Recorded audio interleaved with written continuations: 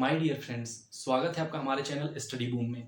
आज हम लोग चर्चा करेंगे अलंकार की। अलंकार क्या होता है और उसके कितने भेद होते हैं। आइए एकदम सिंपल, एकदम आसान से भाषा में मैं आपको समझाऊंगा, एकदम सिंपल तरीके से। कहीं भी आपको भटकने की जरूरत नहीं है।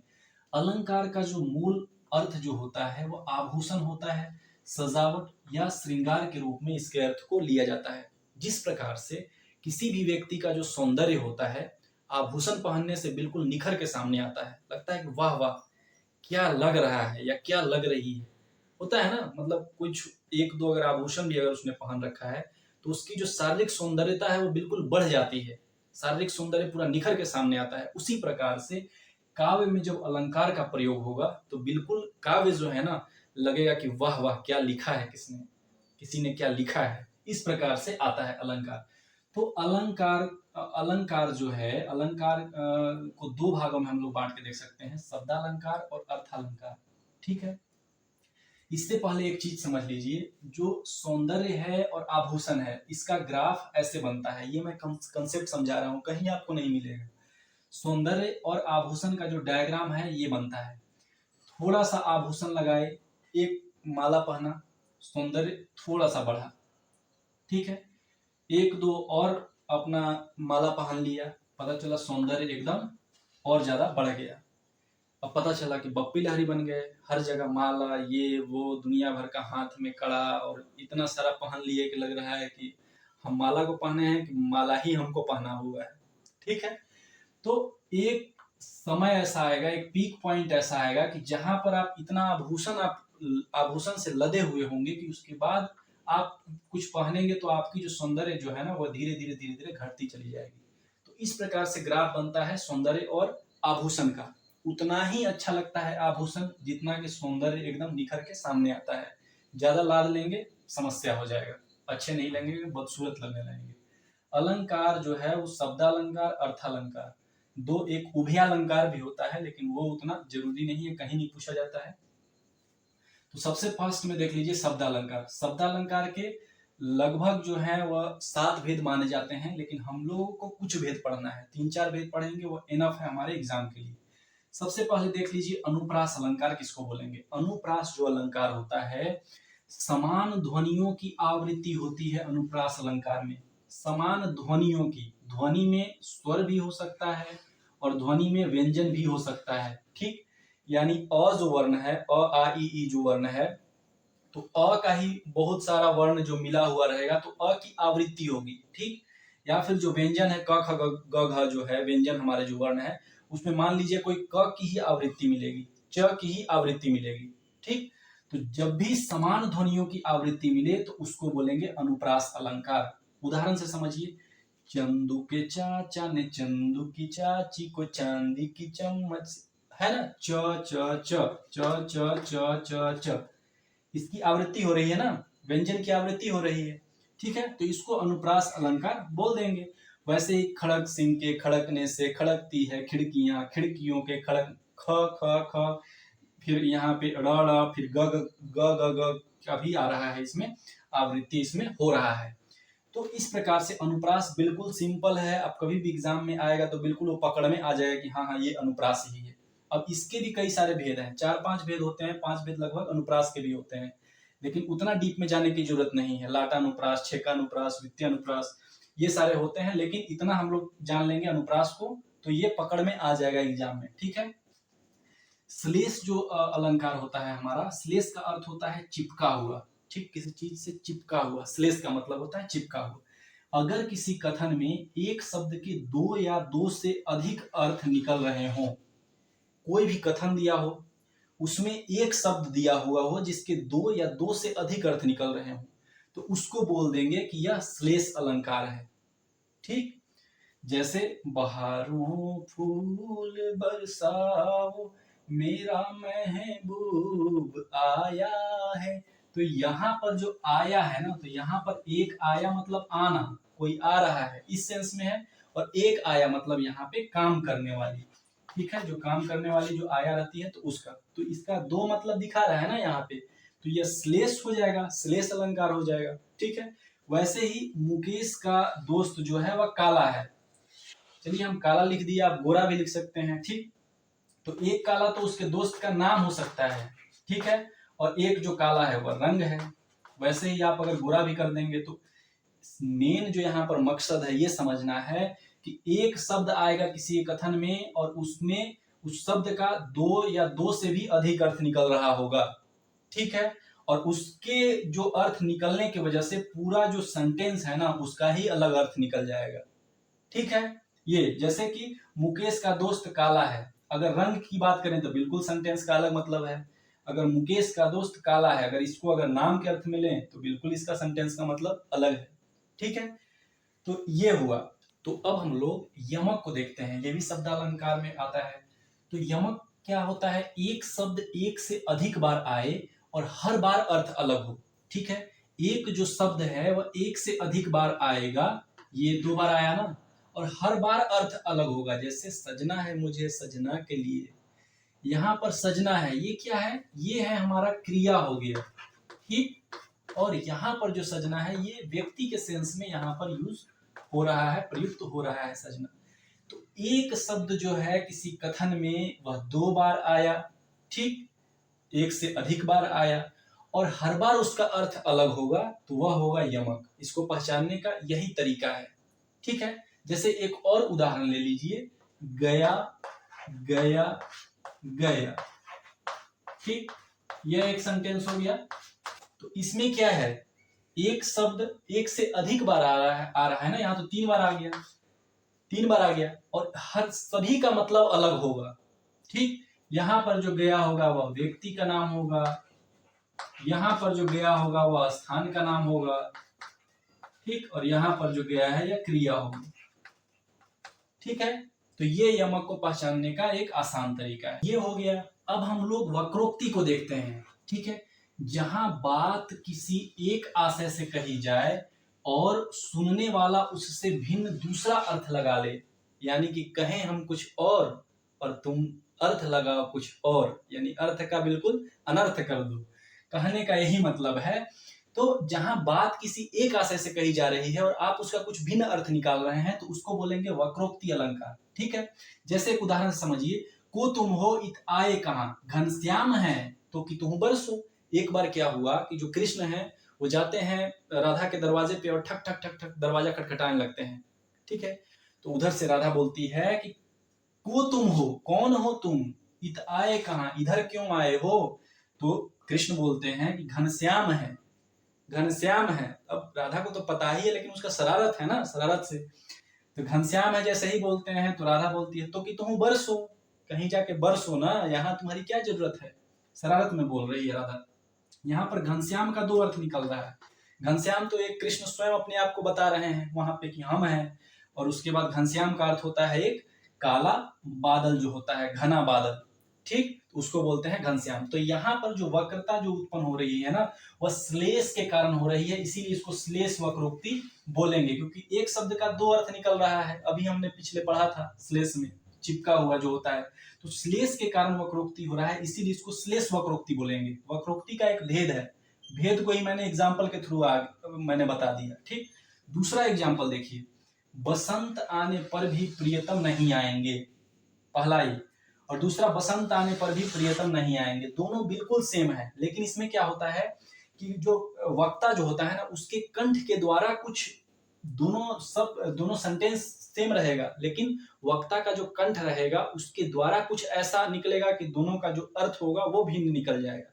जैसे बसंत आने पर भी प्रियतम नहीं आएंगे, दूसरा में बोलेगा बसंत आने पर भी प्रियतम नहीं आएंगे। इसका मतलब है कि आएंगे, आएंगे, टेंशन मत लो। जैसे अब मेरा कंठ मतलब ऐसा नहीं आपको पता चल रहा हो, लेकिन अब कह के देखिएगा। जैसे कि एक और उदाहरण लेते हैं, मान लीजिए किसी का बॉयफ्रेंड है किसी लड़की का, तो अब वो बोल रही है कि मेरा बॉयफ्रेंड बर्थडे पर भी नहीं आएगा, या फिर बर्थडे पर भी बॉयफ्रेंड नहीं आएगा। तो उसकी सहेली है वो बोलेगी बर्थडे पर भी बॉयफ्रेंड नहीं आएगा, मतलब आएगा। तो दोनों का भिन्न अर्थ निकल रहा है कि नहीं, तो इसको बोलेंगे क्या, इसको बोलेंगे यहाँ पे काकू वक्रोक्ति, काकू वक्रोक्ति, ये ध्यान में रखिएगा।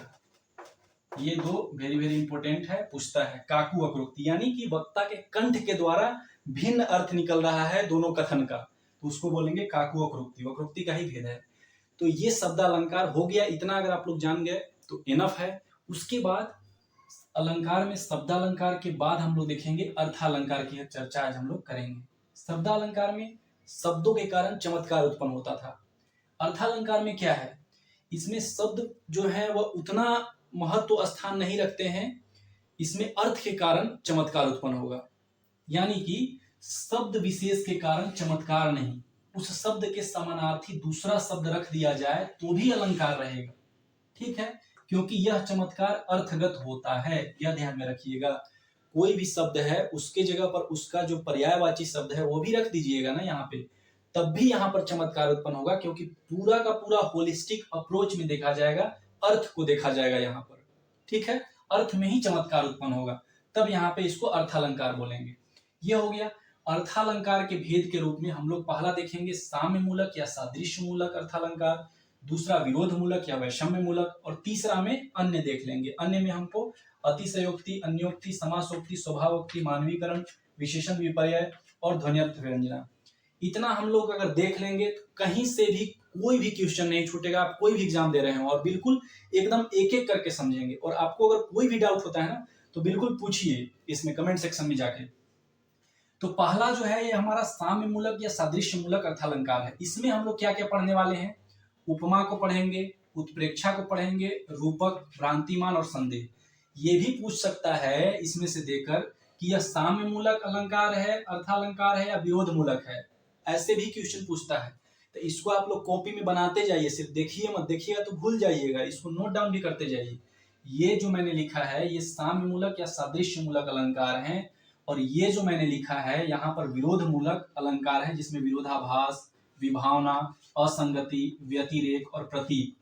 ठीक, तो ऐसे भी क्वेश्चन पूछा है। एक दे देगा, इसमें से बोलेगा कि यह साम्य मूलक है, विरोध मूलक है, इसमें से चूज करिए इसमें से कौन सा अलंकार है। ठीक है, तो उसमें भी फंस जाइएगा। तो इसको आप लोग एक बार लिख भी लीजिए।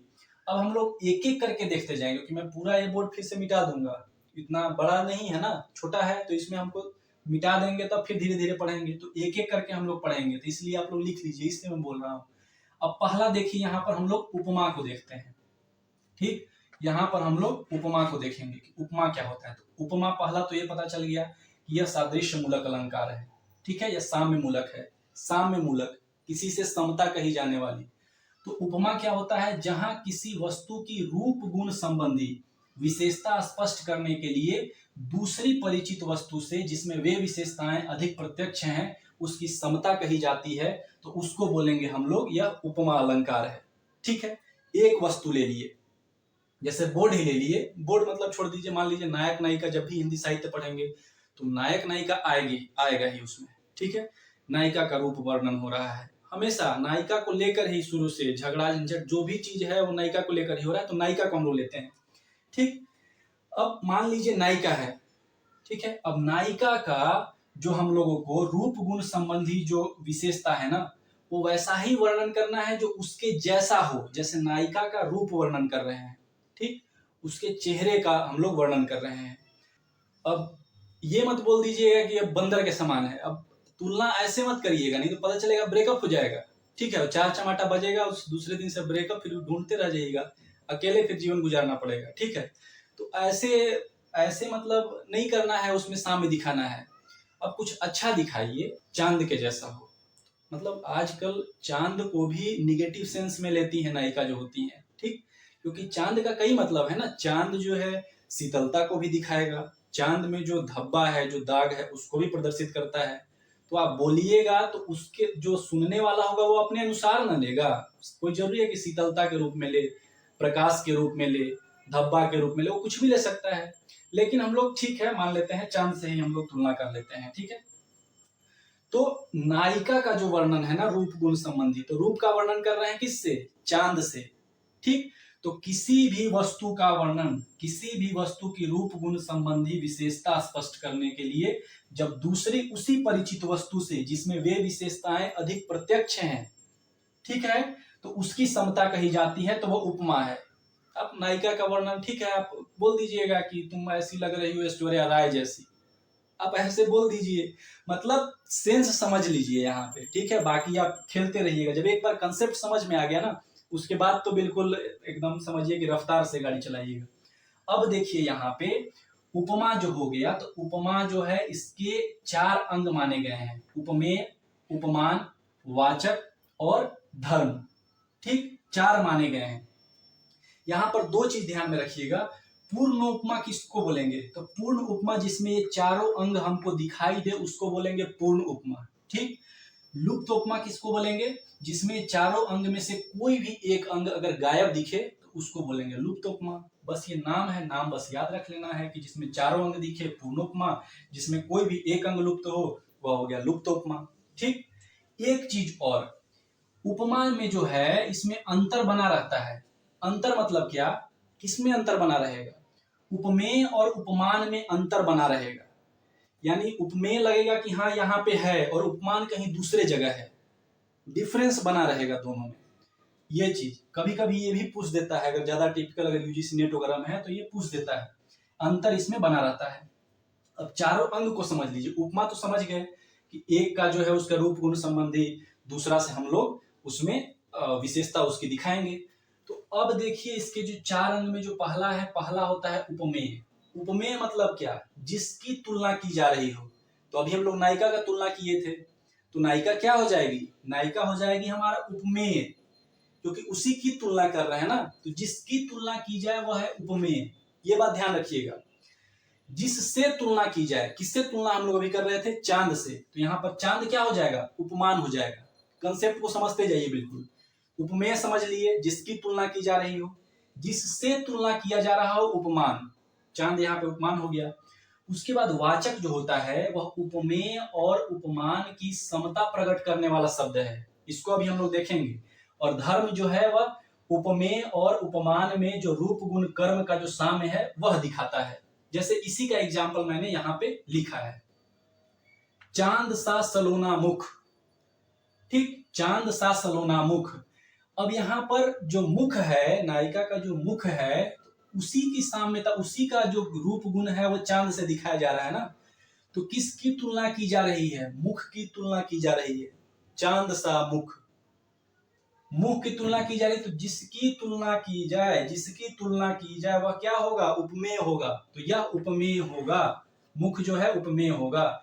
जिससे तुलना किया जाए, किससे तुलना हो रहा है? चांद से हो रहा है, तो चांद होगा उपमान, चांद होगा उपमान जिससे तुलना किया जाए।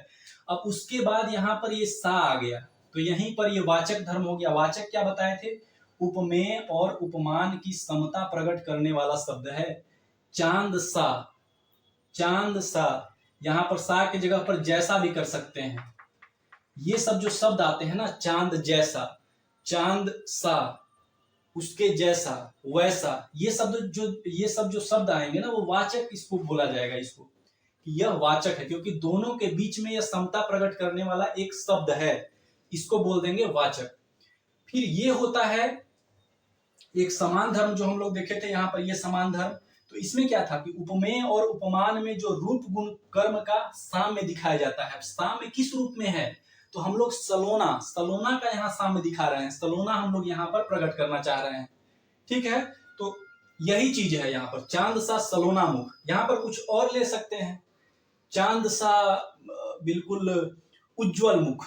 तो उज्जवल क्या हो जाएगा? यहाँ पे समान धर्म हो जाएगा। समझ रहे हैं कि नहीं? एकदम बिल्कुल एकदम क्लियर होना चाहिए। वैसे ही ये आप लोग बिल्कुल समझ गए होंगे।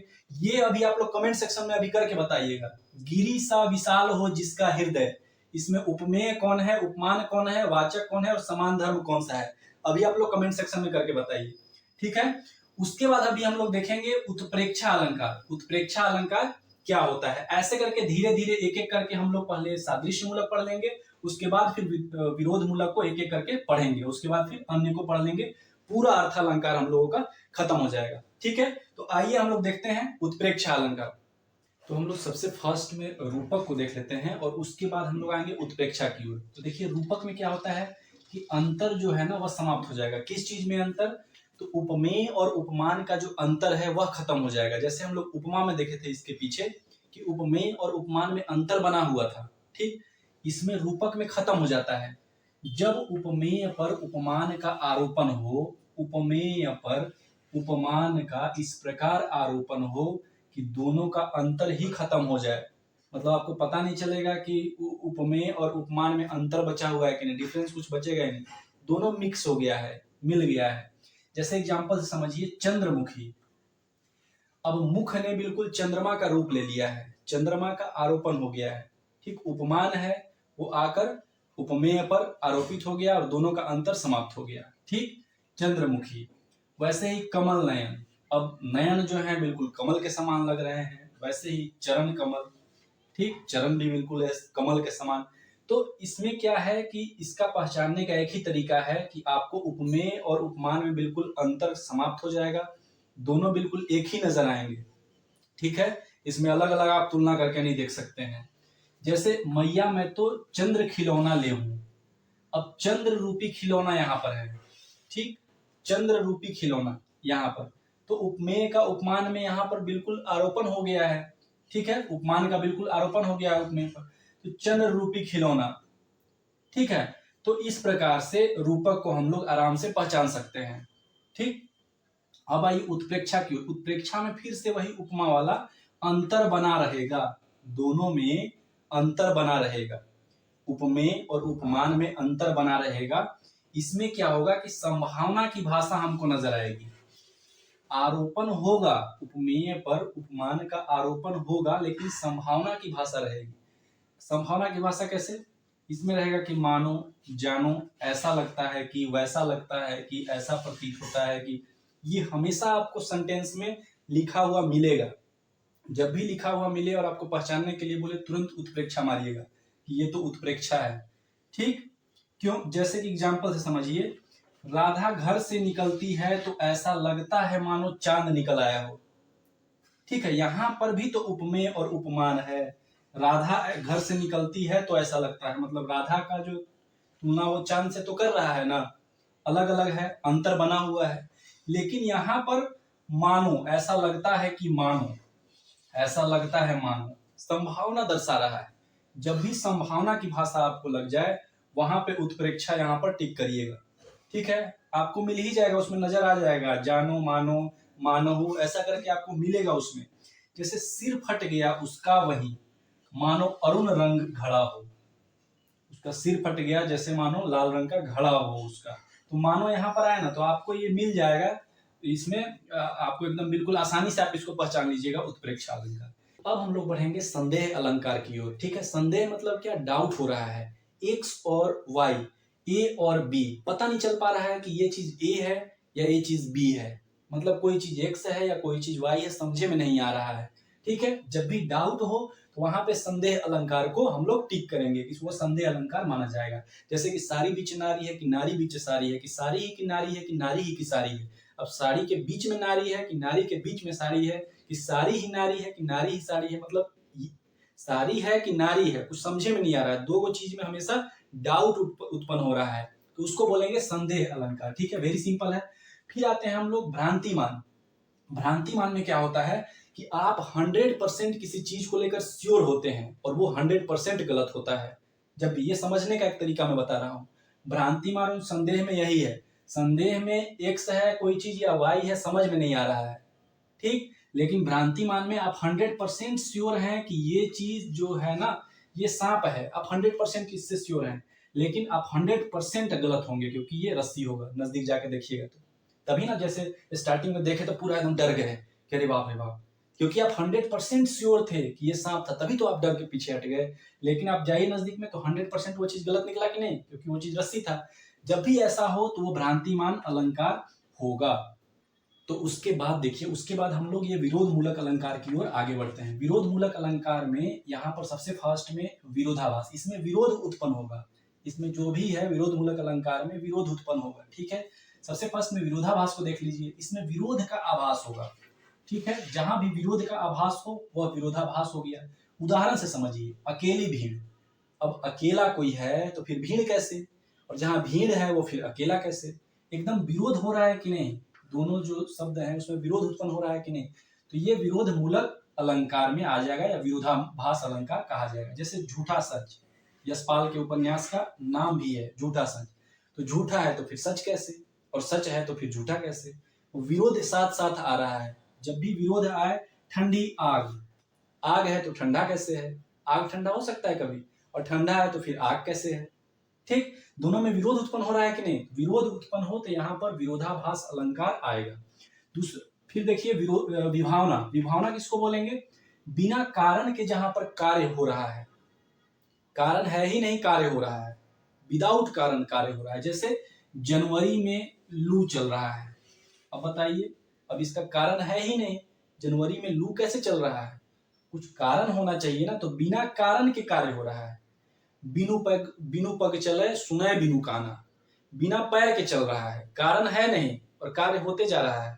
और सुनय बिनु काना, बिना कान है, कान है नहीं और वह सुन रहा है कोई भी चीज, तो कारण है नहीं, कार्य हो रहा है। बिना कारण के जब भी कार्य हो तो विभावना अलंकार आएगा। Very simple. असंगति क्या है? असंगति जो है, कारण कहीं और हो रहा है और कार्य कहीं और हो रहा है, जब भी ऐसा हो तो असंगति अलंकार उसको बोलेंगे। जैसे कि हम लोग, कोई कौवा जो है काव काव करता है तो बोलते हैं ना कि आज कौवा बहुत काव काव कर रहा है, जरूर कोई मेहमान हमारे घर आने वाला है। मतलब कौवा यहाँ पर काव काव कर रहा है और हम अनुमान लगा रहे हैं कोई आ रहा होगा। जैसे कि कोई हिचकी अगर मान लीजिए आने लगा, अरे यार आज बहुत हिचकी आ रहा है, जरूर हमको कोई याद कर रहा होगा।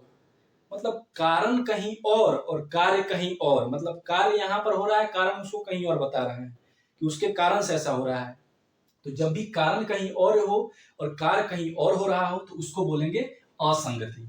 अब आइए हम लोग व्यतिरेक और प्रतीक। तो उसके बाद देखिए विरोध मूलक में ही व्यतिरेक और प्रतीक। तो व्यतिरेक जो है, व्यतिरेक किसको बोलेंगे? वेरी सिंपल से आसान भाषा में समझिएगा। उपमेय जो होगा वह उपमान से हमेशा बड़ा होगा। जब भी उपमेय ग्रेटर देन हो उपमान से तो उसको बोलेंगे व्यतिरेक है, व्यतिरेक अलंकार आ रहा है। उदाहरण से देखिए, ये चांद मैंने भी चांद देखा है, तुझमें तो दाग है मैंने बेदाग देखा है। यानी जो बेदाग देखा है ना, नायिका की जो तुलना कर रहे हैं, वो चांद को हम लोग बता रहे हैं कि ए चांद, मैंने भी एक चांद देखा है, एक नायिका को मैंने भी देखा है, तुझमें तो दाग है और मैंने बेदाग वाला देखा है, तुमसे भी अच्छा देखा है। यानी जिससे तुलना की जा रही हो, यहाँ पर नायिका से तुलना की जा रही है, तो यहाँ पर उपमेय जो नायिका हो गया तो उपमेय हमेशा बड़ा होगा, हमेशा बड़ा सेंस में नजर आएगा उपमान से। जब भी ऐसा हो तो व्यतिरेक अलंकार यहाँ पर होगा। उपमेय जब भी बड़ा होगा उपमान से तो व्यतिरेक आएगा। प्रतीप का मतलब ही होता है विरुद्ध या उल्टा। विरुद्ध या उल्टा, किसका उल्टा, किसके विरुद्ध? उपमा जो होगा उपमा के विरुद्ध, उसी को बोलेंगे प्रतीप। जैसे कि एक उदाहरण से समझिए, मैंने बताया था उपमा में कि मुख चंद्रमा के समान है, तो मुख चंद्रमा के समान है जब भी होगा तो उपमा आएगा।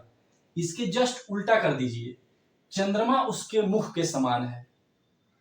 ठीक है, अब चंद्रमा ही को बोल रहे हैं कि चंद्रमा उसके मुख के समान है, चंद्रमा को बोल रहे हैं कि तुम बहुत बड़े हो, उसके मुख के समान हो तुम हो।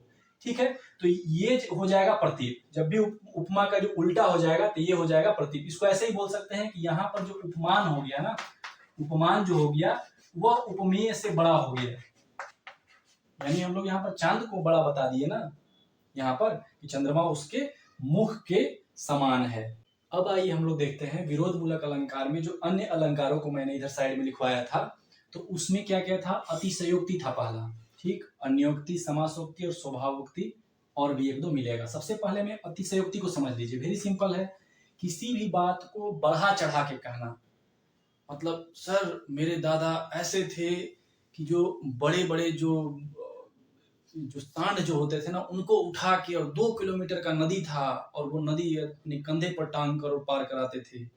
मतलब इससे भी ज्यादा, ये तो मैं एक हल्का एग्जांपल दिया ना, इससे भी ज्यादा कल्पना कर लीजिए कि मेरे जो परदादा थे ना, एक बार क्या हुआ कि मेरे परदादा के जो परदादा थे तो उनको एक बार लड़ाई हुआ और अंग्रेजों ने उनका सर धड़ से अलग कर दिया, और उस अपने सर को लेकर और वो यहाँ से राजस्थान पहुंच गए थे और वहां जाकर झंडा गाड़ दिया, मतलब दिल्ली पहुंच गए थे। इस प्रकार से अतिशयोक्ति का वर्णन, ठीक है, बहुत बात को बढ़ा चढ़ाकर कि मतलब मेरे दादाजी ऐसे थे, एक पैर रखा धम, अब पता चला कि वहां पर गड्ढा बन गया, दूसरा पैर रखा धम, वहां पर बड़ा सा कुआं बन गया, और तीसरा पैर रखा तो नीचे बिल्कुल पृथ्वी के केंद्र में चला गया। मतलब किसी भी बात को बिल्कुल बढ़ा चढ़ा के कहना, उसको बोलेंगे अतिशयोक्ति। वेरी सिंपल है, यह आ जाएगा समझ में। अन्योक्ति क्या है? अन्योक्ति, इसमें क्या होगा कि जो अप्रस्तुत है उसके द्वारा प्रस्तुत का बोध होगा, यानी यहाँ पर अप्रस्तुत जो है ना वह ज्यादा महत्वपूर्ण होगा। देखिए हमेशा जब भी हिंदी साहित्य पढ़ेंगे वहां पर आपको प्रस्तुत और अप्रस्तुत हमेशा आएगा। तो इसमें एकदम अभी से ही क्लियर कर लीजिए, जो प्रस्तुत होता है यह होता है उपमेय। ठीक है, उपमेय मतलब जिसकी तुलना कर रहे हैं वह प्रस्तुत, और अप्रस्तुत मतलब उपमान, जिससे तुलना की जा रही है उसको बोलेंगे अप्रस्तुत। ठीक, अप्रस्तुत मतलब हमसे वह दूर है, प्रस्तुत मतलब हमारे सामने है, बिल्कुल आंखों के सामने एकदम नजदीक में है, उसको प्रस्तुत, और इसी को उपमेय और अप्रस्तुत को ही उपमान बोलेंगे। एक चीज तो क्लियर हो गया। अब अप्रस्तुत के द्वारा ही प्रस्तुत का बोध होगा, यहाँ पर अप्रस्तुत जो है वह अर्थ ज्यादा महत्वपूर्ण आएगा, यहाँ पर इसके बराबर या इससे बड़ा ही होगा हमेशा अप्रस्तुत जो यहाँ पर अर्थ होगा अन्योक्ति में। ठीक, जैसे कि मान लीजिए कोचिंग चल रही है, 4 से 5 का क्लास है, और पता चला पढ़ाते पढ़ाते मैं अपने रॉ में बिल्कुल पढ़ाते जा रहा हूं और 5-10 हो गया। ठीक, अब एक जो बच्चा या कोई बच्ची है अब वो उठेगा, ठीक, और वो बोलेगा कि सर 5 बज गए। अब 5 बज गए का सेंस क्या है? अब कहीं टाइम दे रखा होगा, ठीक है, उसने कहीं टाइम दे रखा होगा कि भाई 5:10 हो गया, अरे बाप रे जल्दी सर को बोलना चाहिए सर 5 बज गए। अब 5 बजने का यही अर्थ मतलब चलेगा ना, पता चलेगा कि सर 5 बज गए, अब छोड़ दो ना, कितना पढ़ाओगे, 5 से अब ज्यादा भाग रहे हो, बस हो गया। पढ़ाने के सेंस में वहां पर जाएगा कि अब क्लास खत्म करो। ये तो नॉर्मल शब्द तो ये ऐसे ही है, सेंटेंस तो ऐसे ही है, ये सर 5 बज गए कथन है, लेकिन इसका मतलब क्या है? इसका मतलब अप्रस्तुत में ज्यादा है कि सर अब छोड़ दीजिए, मुश्किल हो रहा है, बहुत देर से आप हमको पढ़ाते पढ़ाते बिल्कुल दिमाग मेरा एकदम चट गया है, आप छोड़ दीजिए। तो अप्रस्तुत, ठीक है, ये ज्यादा महत्वपूर्ण है, ये जो बोला गया कथन है उससे ज्यादा। ठीक है, जो प्रस्तुत जो बोला गया है उससे ज्यादा अप्रस्तुत वाला कथन इसमें ज्यादा महत्वपूर्ण आएगा। जैसे एक और एग्जाम्पल है, नहीं पराग नहीं मधुर मधुर, नहीं विकास यही काल, अली कली ही सो बंदियो, आगे कौन हवा। बिहारी की कविता है, राजा जय सिंह के दरबार में रहते थे, तो उन्होंने जो भौरा है, भौरे पर निशाना साधा, और भौरे पर निशाना साधते हुए और उन्होंने जो महाराज जय सिंह थे उनको उन्होंने यथार्थ का जो बोध कराया। ठीक है, भौरे पर निशाना साधते हुए और यथार्थ का बोध करा दिए। ठीक है, तो इस प्रकार से यहाँ पर अप्रस्तुत जो है वह ज्यादा इसमें महत्ता रखेगी प्रस्तुत अर्थ से, और अप्रस्तुत के द्वारा ही प्रस्तुत का बोध होगा। उसी प्रकार से जस्ट इसका उल्टा है समासोक्ति में। समासोक्ति में क्या होता है?